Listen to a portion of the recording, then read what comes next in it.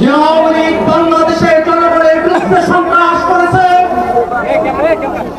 বাংলাদেশে মানবতা বিরোধী অপরাধ করেছে, বাংলাদেশের উপরে বারংবার গণহত্যা চাপিয়ে দিয়েছে, সে আওয়ামী লীগ কোনোভাবে বাংলাদেশের রাজনীতি করবার অধিকার রাখে না। আমরা অন্তর্বর্তীকালীন সরকারকে বলতে চাই, অতীতের মতো সুশীল তত্ত্বাবধায়ক সরকার আপনারা না, আপনারা গণঅভ্যুত্থানের সরকার।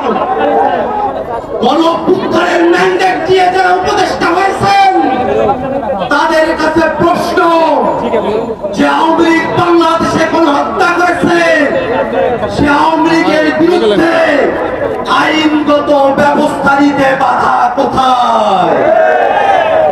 আজকে সাধারণ জনগণের উপর চাপিয়ে দেওয়া হয়। আমরা স্পষ্ট করে বলতে চাই, ওই 5ই আগস্ট বাংলাদেশের জনগণ সিদ্ধান্ত নিয়েছে আওয়ামী লীগ নামে, নৌকা মার্কার নামে, মুজিববাদী আদর্শের নামে বাংলাদেশে কোন রাজনীতি চলতে পারে না।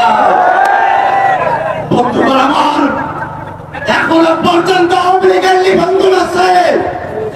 আমরা হুঁশিয়ারি দিয়ে বলতে চাই যে আওয়ামী লীগ বাংলাদেশে সন্ত্রাস করেছে, আওয়ামী লীগের নাম নির্বাচনের নিবন্ধনের খাতা থেকে কেটে সন্ত্রাসীদের খাতায় উল্লেখ করতে হবে।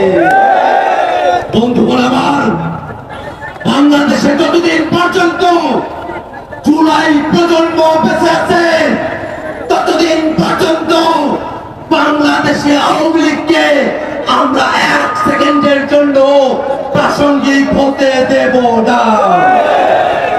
আওয়ামী লীগের দোসর জাতীয় পার্টি যারা 90-এর স্বৈরাচার প্রতিষ্ঠা করেছিল, তারাও বাংলাদেশে আওয়ামী লীগের রাজনীতিকে, স্বৈরাচারের দোসরের রাজনীতিকে প্রতিষ্ঠা করবার যে চেষ্টা করছে, তাদেরকে হুঁশিয়ার করে বলতে চাই, শুধুমাত্র আওয়ামী লীগ নয়, আওয়ামী লীগের প্রত্যেক দোসর তারা রাজনৈতিক দল হতে পারে, সুশীল সমাজের লোক হতে পারে, তারা সাংবাদিক হতে পারে, তারা বিচারপতি হতে পারে, যারাই আওয়ামী লীগকে বাংলাদেশের ন্যূনতম স্পেস দেওয়ার চেষ্টা করবে, তাদের প্রত্যেকের বিরুদ্ধে বাংলাদেশের ছাত্র জনতা দুর্গ গড়ে তুলবে। বন্ধুগণ আমার, জাতীয় নাগরিক পার্টি শুরুর সময় থেকে আওয়ামী লীগের বিরুদ্ধে তাদের তিক্ত কণ্ঠস্বর শুনে গেছে।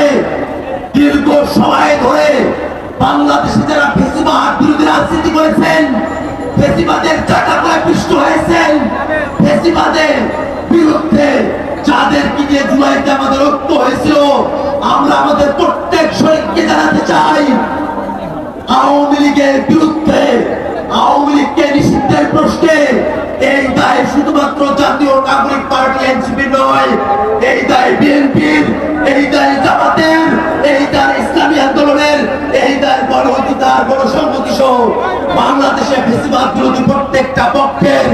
আমরা প্রত্যেক রাজনৈতিক দলের কাছে আহ্বান রাখবো, আওয়ামী লীগের বিরুদ্ধে সকলে মিলে রাজনৈতিক সিদ্ধান্ত গ্রহণ করতে হবে।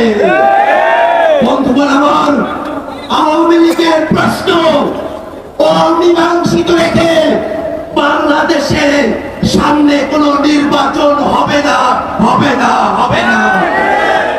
সরকারের কাছে সর্বশেষ মেসেজ জানিয়ে দিতে চাই, আওয়ামী লীগকে, আওয়ামী লীগের দোসরদেরকে আইনের হাতে তুলে দিন।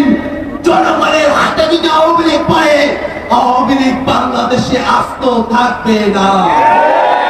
আজকের এই সমাবেশে ঢাকা সহ আশেপাশের জেলাগুলো থেকে আপনারা যারা উপস্থিত হয়েছেন, তাদের সকলকে সংগ্রামী সালাম জানিয়ে আমি আমার বক্তব্য এখানে শেষ করছি। ইনকিলাব জিন্দাবাদ।